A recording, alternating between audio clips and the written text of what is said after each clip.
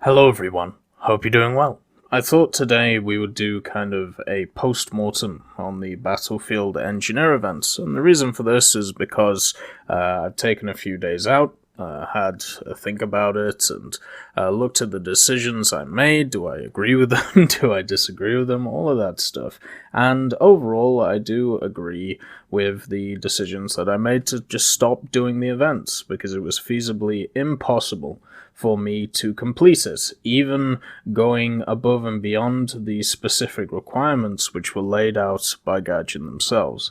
So in this video, we're going to look at the positives, we're going to look at the negatives, and we're going to look at, well, if they want to do this style of event again, what would be some nice changes, to be quite honest, to make it function a little bit better and be a little bit more fun.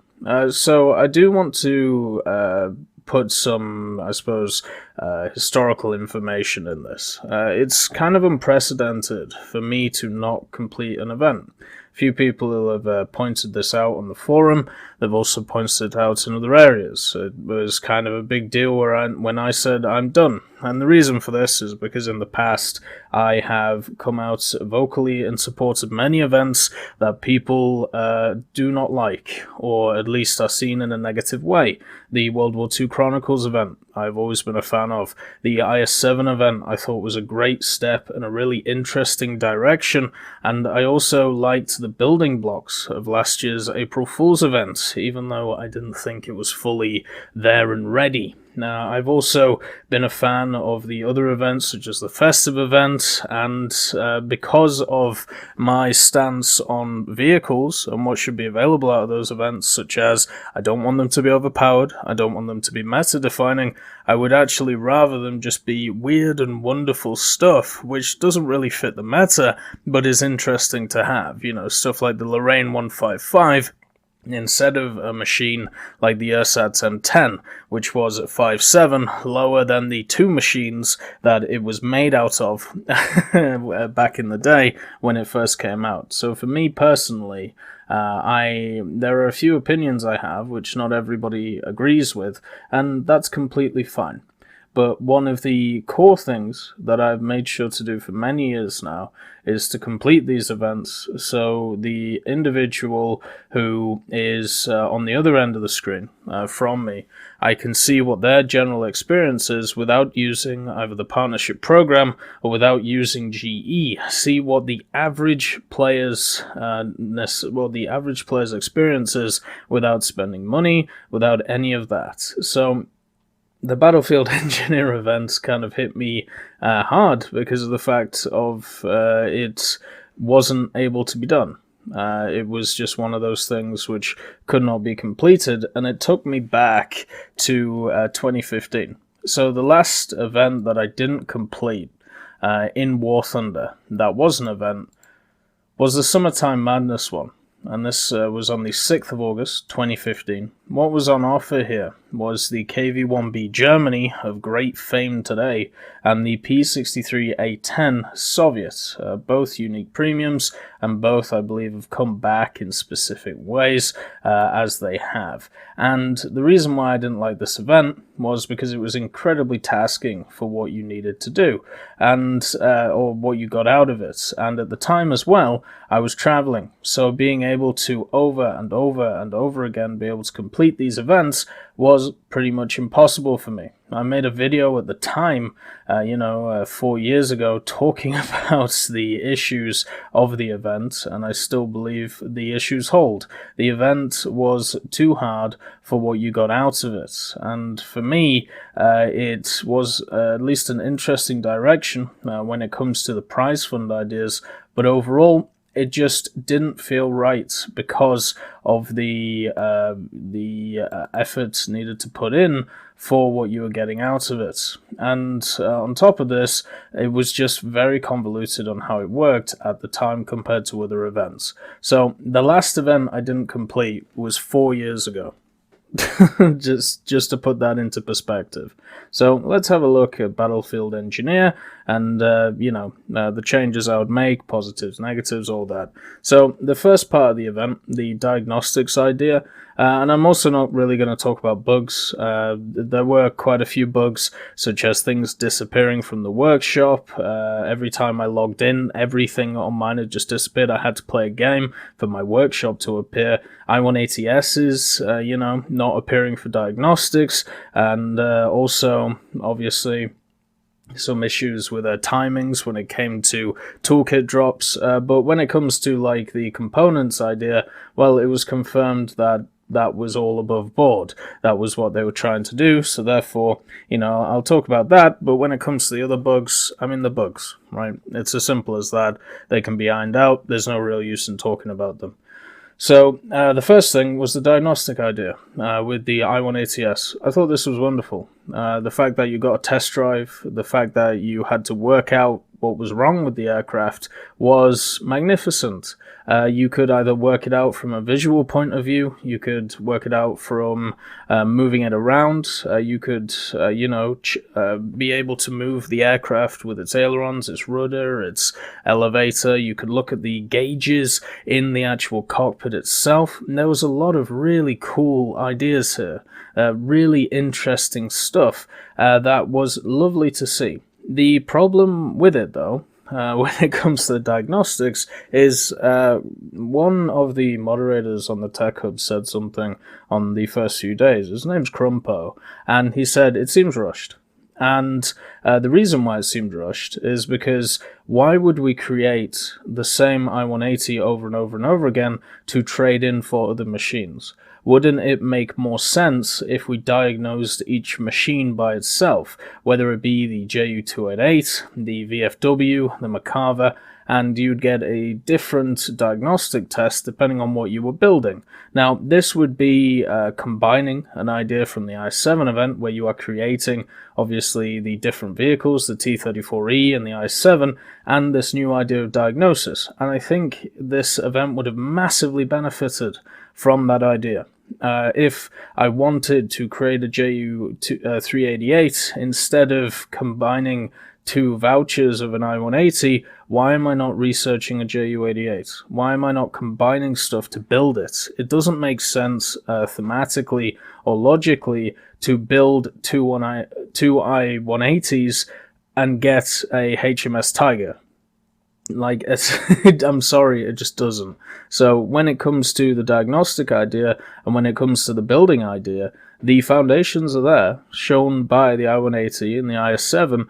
The problem is it needed to be expanded for the other vehicles. And I understand if they didn't have time to do it, or if they were just testing stuff for this event and then they're going to expand it for the next larger one. Okay, that's great. But my advice would be for the next one to expand it to each individual vehicle and make the individual pick what vehicle they're creating at the start of the process instead of just keep making I-180s. Because I understand that the reason to do that, to make everybody create the I-180s, is to be able so they can choose afterwards, when they have all the vouchers, what to build. It gives them a little bit of choice. Maybe they can manipulate the market a little bit more, all of this stuff, right?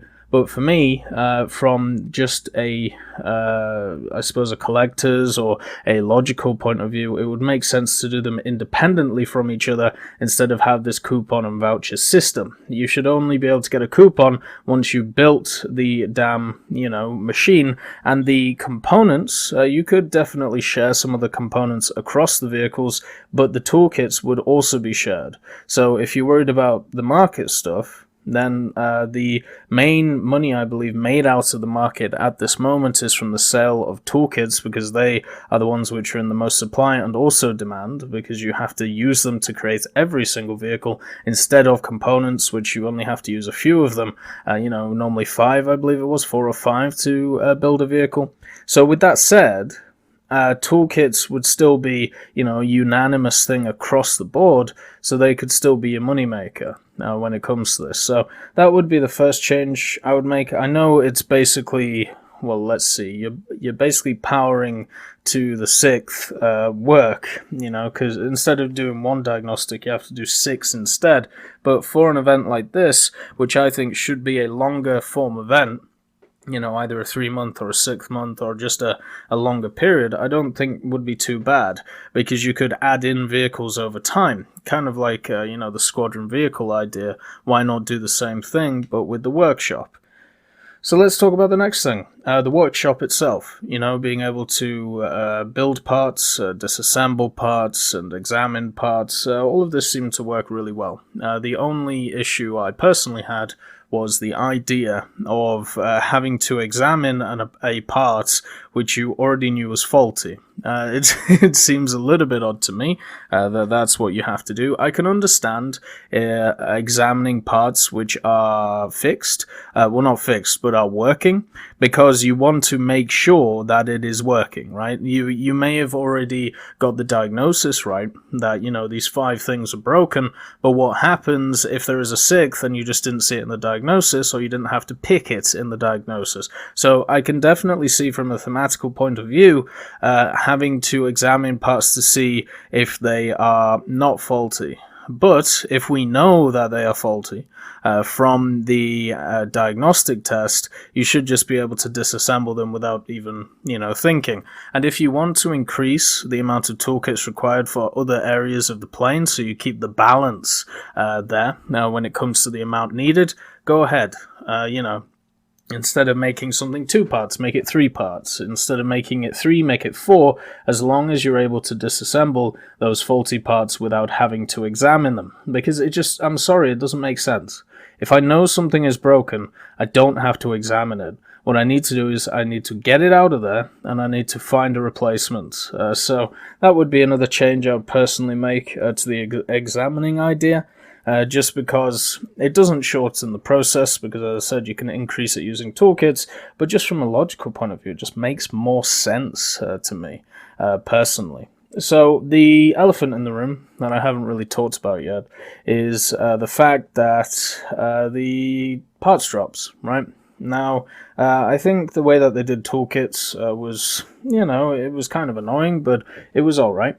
You get a toolkit every 10 minutes, and it's collective, so if you spend 7 minutes in one battle and 3 in the other, as long as you get more than 50% in both of them, you get a toolkit box drop, and I think that's good. It's an improvement over the I7 event. We're looking at collectives time instead of individual time in a specific battle.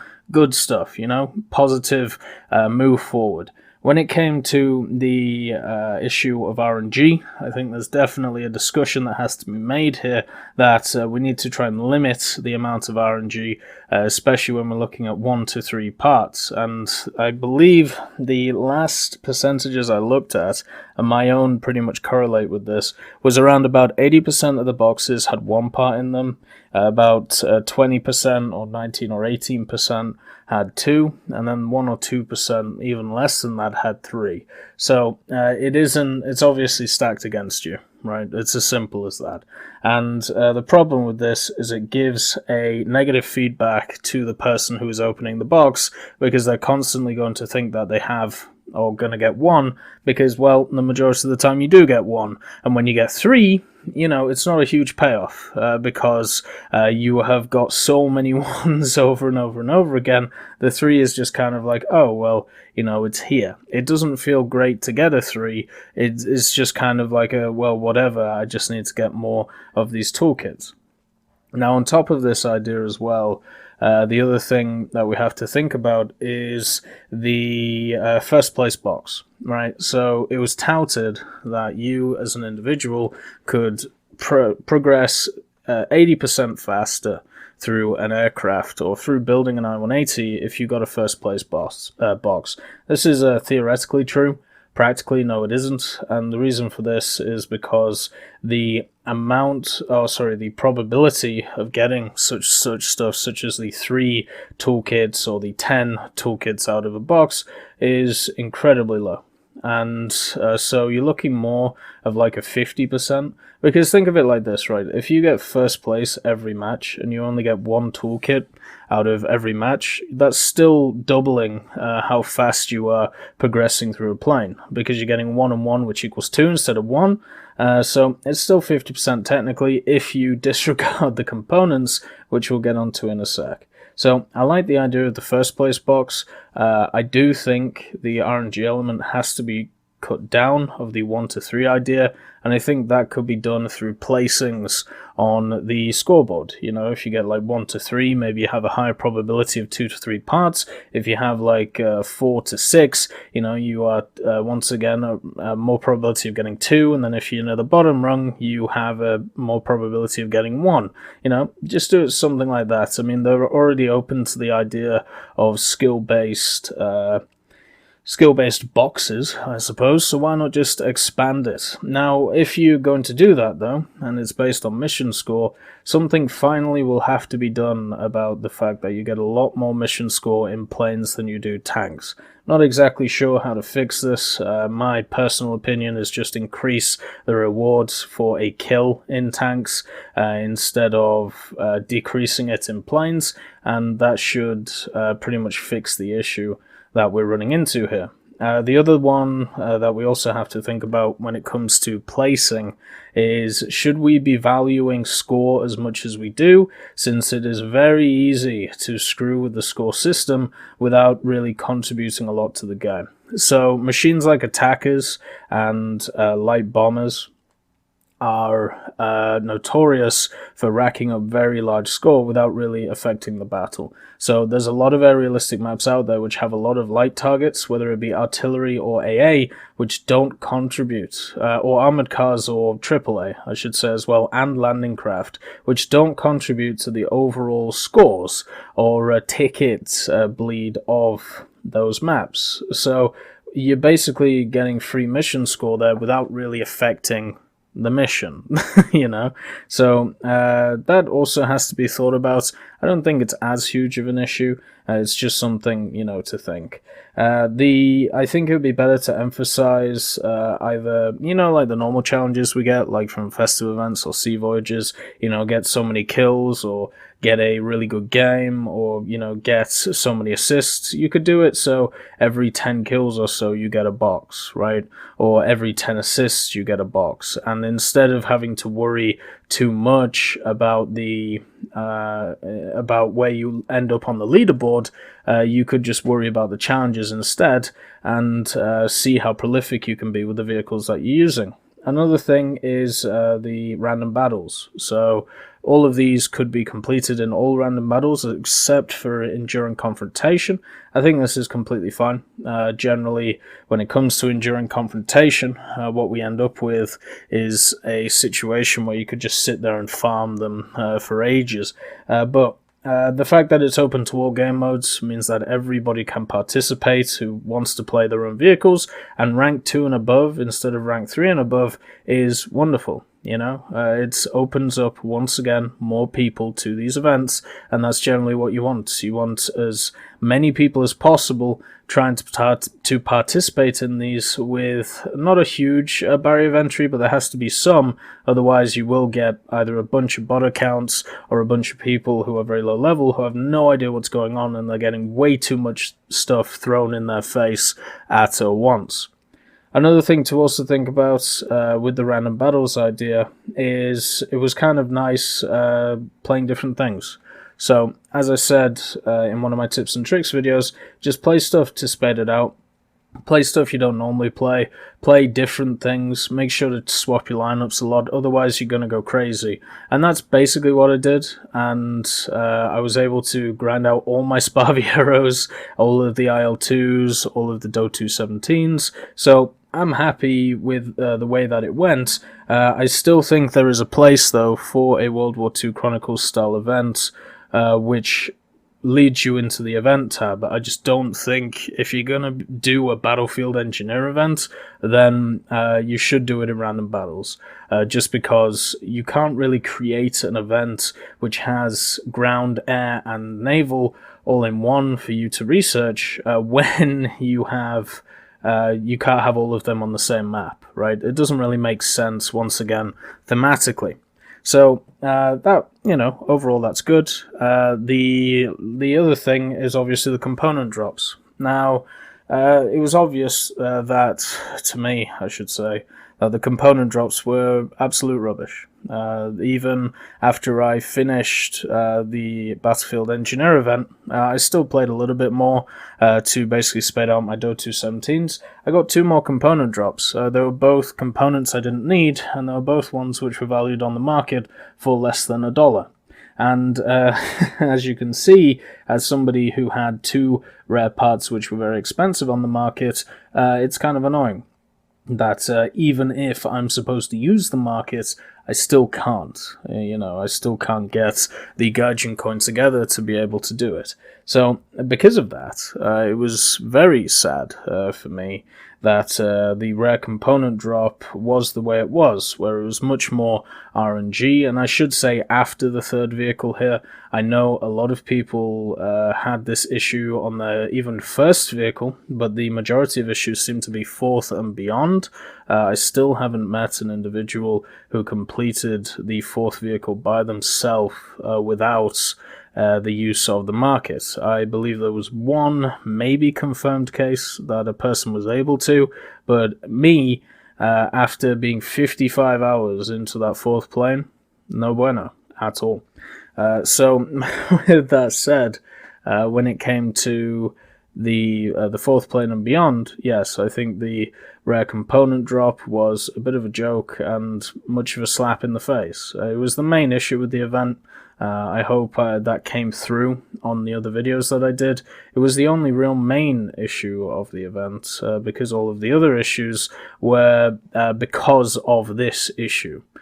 So the other issues are either minor or thematical issues. This one, to me, is just straight predatory. Now, a lot of people have defended this practice when it comes to limiting the amount of components which were available to create parts, when it comes to, boxes being dropped and artificial rareness put on certain parts over others.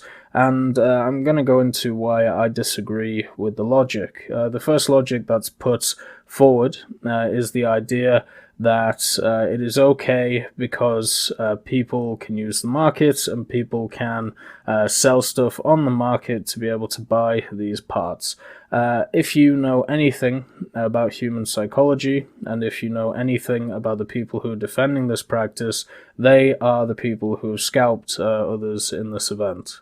I've met many of them, I've talked to many of them, and they are individuals who are okay to screw over their fellow man to be able to get a way ahead.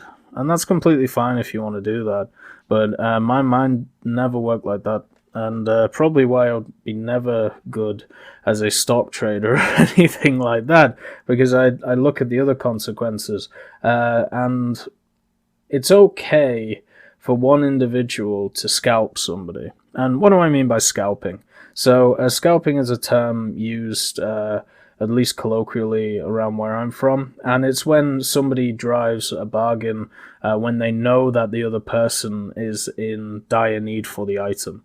So let's say if you really need, let's say, a bag of plastic for some reason, and around you there was only one person who had a bag of plastic, what this person would do if they were a scalper, instead of keeping it at the price, maybe raising it a little bit because of rarity, instead putting it up by 20 times the price that is reasonable. And it's a business tactic that a lot of people do. I'm just personally not okay with it, because all it does is it screws over the person who's trying to buy it or who needs it.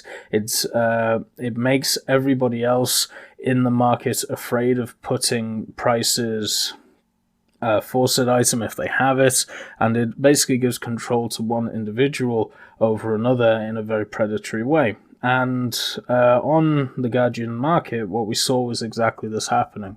You had individuals who were grinding out the event. The first few days, they would just sell everything that they had, which, happened in the I7 event. And then, when it was found out that certain components were rarer than others, their prices skyrocketed. To the point where individuals who didn't know about this practice would have paid into this whole interaction.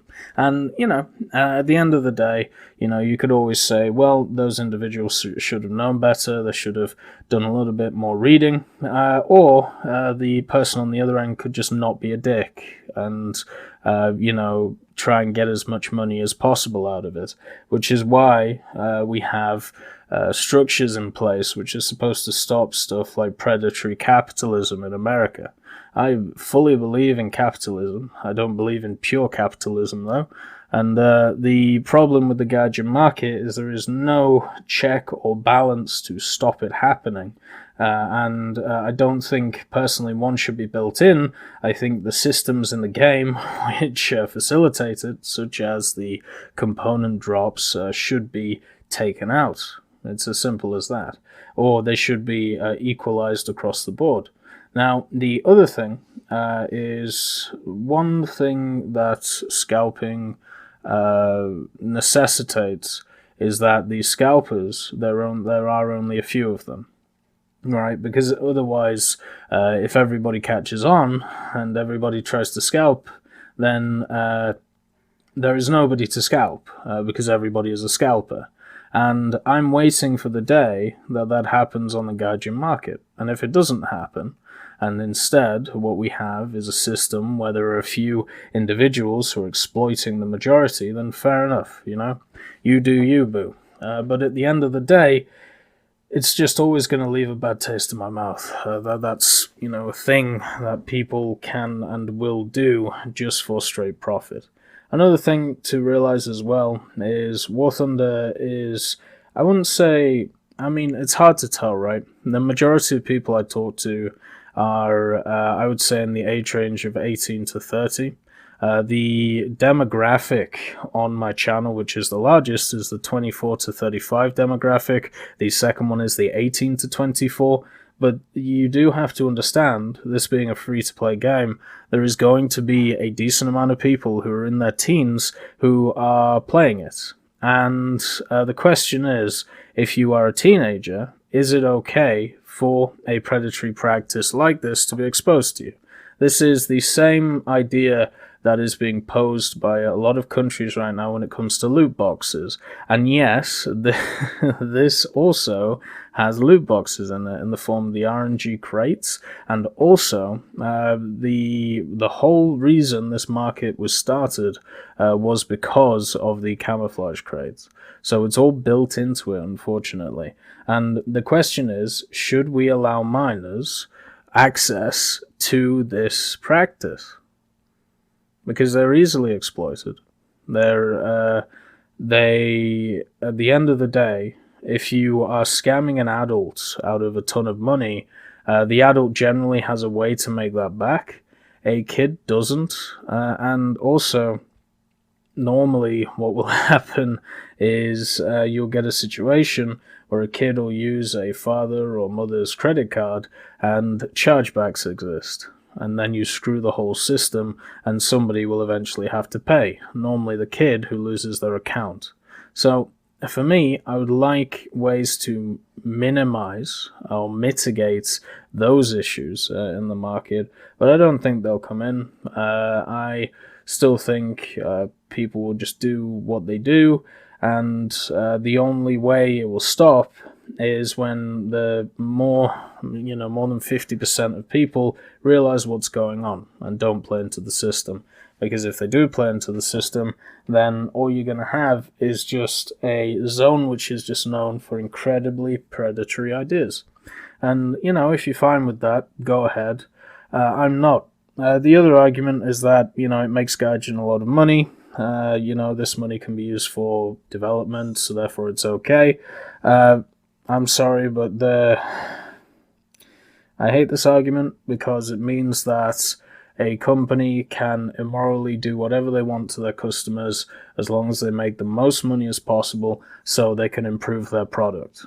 Now, from a pure, capitalistic point of view, fair enough, if that's what you want to hold, but at some point the customer gets annoyed, or at some point the customer turns around and says, this isn't a good thing, maybe we should stop, and therefore your player base gets diminished, and then you end up with just that set of hardcore individuals who were either scalping everyone or were using the money they got out of the market to pay for stuff on the Gaijin store, therefore not putting any of their own money into the game, and then you have a system that dies. It's okay to have a small player base in a game. What it isn't okay with is exploiting it to the point where you create a small player base artificially, which is what ideas like this would create. And I am all in favor of companies making as much money as they want, but if they want to do it through practices which I personally believe are predatory and exploitable to the average person, then we're just going to be sat in a situation where the company will make the money, but the rep in my head will at least decrease. And for me, when it comes to this event, the rep has definitely decreased when it comes to Gaijin. I can't think of an event in the past, as I said, 4 years that I've disagreed with as much as this one because of one of its fundamental issues. So yeah, it's a short-term gain in the form of money, but it's a long-term loss because there's going to be a lot of individuals who will remember this event, and when another event like this comes out again, they're not going to want to participate. It's as simple as that. You also have the issues where, not everyone has access to the market because of the email issues and two-factor authentication issues, and, that's okay. I don't think it's worth discussing, just because I believe that's more user error than company error when it comes to it. And then the other stuff, when it comes to the market, is I like the integration. I talked about in a video I did earlier, I like the idea of having integration with the market and products that Gaijin make. So as a player like I am, I can grind out these machines. If I don't like them, I can sell them to a person who doesn't have time. That's all user based. That's all price. User price based. It all makes sense. In my head, I think that's the best way to do it. If we're talking about a longer period of time. So yeah, that bit, I'm happy that integration has happened. I just wish that artificial probabilities were not put in so you just got stuck in areas like I did on the fourth plane because of component drop issues. I technically had enough toolkits for 3 planes before I had 1 or 2 of the components I needed out of 4 to complete my 4th I-180. And if that doesn't show you an inherent issue with the probabilities, then I don't know what to say. Another point that was brought up a lot when it comes to this event and the way that the component drops works, basically the idea was put forward by a lot of people is if you're on your 4th plane and you're struggling, just sell your extra toolkits, sell your extra components, and buy the components that you require off the marketplace. The people who are pushing this idea were the same people who are scalping individuals, so already you have a bit of an issue since you have people with a vested interest in the matter pushing forward this idea. And on top of it, this only goes so far. If I'm selling my toolkits in order to buy components for the plane that I'm on, that means I do not have those toolkits for the next plane I am building. On top of this, it also means that when I get onto my next plane and I have sold those toolkits, I don't have those toolkits to sell again to be able to buy the components. So I have to grind out more toolkits than necessary to be able to sell them in order to get the components. And on top of this, when it comes to rare component drops, I might get lucky and I might get one which is expensive, and therefore I can buy the rest, or I might not, which is what happened on my 4th plane. So the idea that this would work on the Gaijin market is wrong. I actually worked it out. If I'd done what was asked of me when it came to buying up the components by selling extra toolkits and plus playing the amount of hours and working out, my average drop rate for components, I would have got to my 6th plane, and from there I wouldn't have been able to progress. I would have run out of time to be able to grind more toolkits, and this would be if I was on the same pace that I was the first 3 days. So we're talking about 12 to 13 hour days, right? So I would have run out of toolkits. I would have maybe got a bunch of random components that I could use, but I would have had 0 Gaijin coin. So I wouldn't have been able to buy them off the marketplace. I wouldn't have been able to build my 7th, 8th, or 9th plane. So even at the most generous look at it, the idea of using the market to complete this event, I'm still only 6 out of 9. So I'm still 3 planes short, which would be about 33%. I'm still 33% short. I'm still technically a large and a small vehicle, short. Now, another thing that was postulated was it shouldn't matter too much because this was kind of like a post hoc idea which came out during the event, and it was the idea that, you're not supposed to get all these vehicles anyway. I don't know where this opinion came from. It was never labeled anywhere that was the case. And it hasn't been true for any of the previous events that War Thunder or Gaijin have ever done in War Thunder, that it's kind of a pick and choose idea. It was never labeled anywhere that this was the case, and the examples that people tried to use in order to push forward this idea were flimsy at best. The way that this was marketed was, look at all these cool vehicles, you can earn them, all you have to do is build 9 I-180s. That was the core marketing of this event. The problem is, that wasn't possible, and that was not communicated even by when Scarper made those comments. It wasn't even communicated by him. He just he put his own personal opinion in there and said that he was okay with just getting a few of these vehicles. It doesn't say anywhere that you should not, expect to be able to grind through these vehicles, and you should settle for just a few of them. If you are putting this amount of vehicles on offer, and also looking at the historical precedent of every War Thunder event in history when it comes to being able to get all of the vehicles on offer, then I'm sorry, you're just wrong when it comes to it. So to all those people saying that, fair enough, I get your point of view, you're wrong. And I can do a whole video about how the marketing pushed towards the idea of these 6 vehicles, of owning them all, and also talk about how this was as I said, a post hoc idea which came out of nowhere to try and justify this system that was created. It's very odd that happened. But anyway, moving on. So we talked about the issues with the market, the component drop, all of this. And so what are the solutions? The solution was simple for this event. Just increase the component drop. That's all you had to do. A lot of people said, extend the event. That wouldn't have done anything. You just have more toolkits on the market and that would be it. What you needed to do was make it so every I-180 that you were able to build could be diagnosed, so you actually get, the thrill of the diagnostics idea instead of stopping it at the 3rd I-180. You also needed to make it so component drops were not, there was not a rarity to them.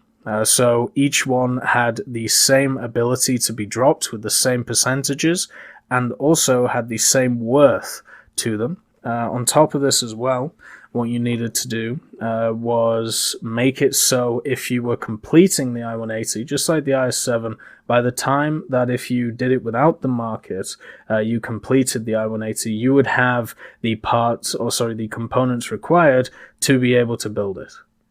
Because that was one of the greatest things that could have happened to a workshop event that happened in the IS-7 event.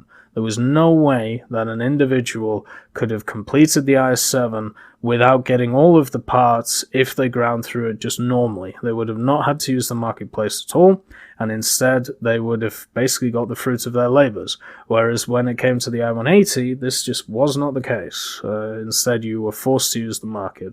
So for me, that has to be put in as well. It's some kind of, truth clause, which means that if you grind out this vehicle or grind out the toolkits available for this vehicle, then you also at the same time should be able to grind out the components needed for said vehicle. Obviously, we talked about the diagnostics idea, spreading it just from the I-180 to the other vehicles to include them all. And also, I do think this could easily be a system which is implemented either in the squadron vehicles idea, or just a longer event, which gives you some interesting and weird and wonderful stuff, which you build over months of time, instead of, this quick and easy 11 days where you set it up. So in order to get 9 vehicles, just remember, just from this point, Gaijin said in this article, 13 to 15 hours to create one I-180. So just say there's 9 of them, right? So that's 135 hours. Is that 135 hours at most over 11 days? And it's so 11 days, 145 hours, and that was also wrong because of the fact of the component drops. So even from Gaijin's own words, 145 hours in 11 days. That's insane. It would have been much better if this event was spread out over a longer period of time with the component drops that I talked about. You could still have all of the market elements there. It would just get rid of the scalping element that I was able to just talk about. And when it comes to the vehicles, I think the vehicles overall are pretty good. I mean, as I said in the other video, the Merkava, I'd like to see a Tech Tree equivalent. To be honest, or I would like Israel to get its own separate independent tree, which is either linked to America or by itself. Maybe you get to rank 5 tanks in America and you unlock the Israeli tech tree, kind of like helicopters. That would be cool. I think the 122 BIS is good. I'm pretty sure it's going to go up in BR. The I-180 is great. It's got like 720% SL gain, which is insane for its position. I think the Tiger is the only one around it which has that, but the I-180S is actually good. The Tiger, I don't think should be an event vehicle, but at least it can have a Tech Tree equivalent soon, and I'm pretty sure, it's showing that we're going to get bigger and bigger ships. The VFW, they need to give it hull break, and I'm not too... I think a lot of people are overblowing it right now. A lot of people are saying it's really good. I don't think it is. Like, at 5.7, you have some really good options already for Germany. You got the Waffenträger there, you've got the Tigers, you've got the Panthers. 5.7 and 6.7 Germany are looking really good. I don't think I need just a tall, no-armored tank destroyer, which is going to get annihilated by 4.7 American CAS, because that is the fundamental thing I'm thinking of when I'm looking at, German 5.7. I'm not looking at vehicles which are, a very powerful gun, because, well, all the guns do what I need them to do anyway. The 88 and the 75 are good enough at that level. I don't need a long 88. What I'm worried about is the amount of P-47s, P-51s in the air, which are just going to 50 cal me to death. But when it comes to the gun shield, it should have hull break alongside with the breach. We can have a discussion about the hull of the machine, but the gun shield and the cannon breach should, just because if you want to keep it in line with the other vehicles that have hull break, that would be the way to do it. You know, I've seen too many times where somebody has shot through the VFW and done no damage because of where their shell has gone when it comes to the gun shield and also the cannon breech itself. And yeah, the 388 is useless, but it does have a lot of iconic features to it. Radar, and also the guns are at least interesting with the Shrug music stuff, so I like that as an event vehicle. Overall, the vehicles are great. You know, they have a few issues here and there, but overall it's good. I just wish that, you know, there were a few changes that I've talked about in this video that would be implemented for next time. I like the overall format of the event. I really do. But for the God's sake, just get rid of the predatory crap. It's going to put a lot of people off, especially when you don't talk about it until a week into the event, when we've all been experiencing it, and then you say there is no issue and denying the problem, and then go on holiday for Easter, which obviously doesn't help as well. But anyway, I hope you have enjoyed this video, and, well, I'll see you next time. I'd just like to thank B. Young, Blackie, Daniel Stanton, Dyslexic Child, Martinez, Matati, Moxie, Nito, Nick Graham, Alobralo, and Super Cacti for supporting me on Patreon.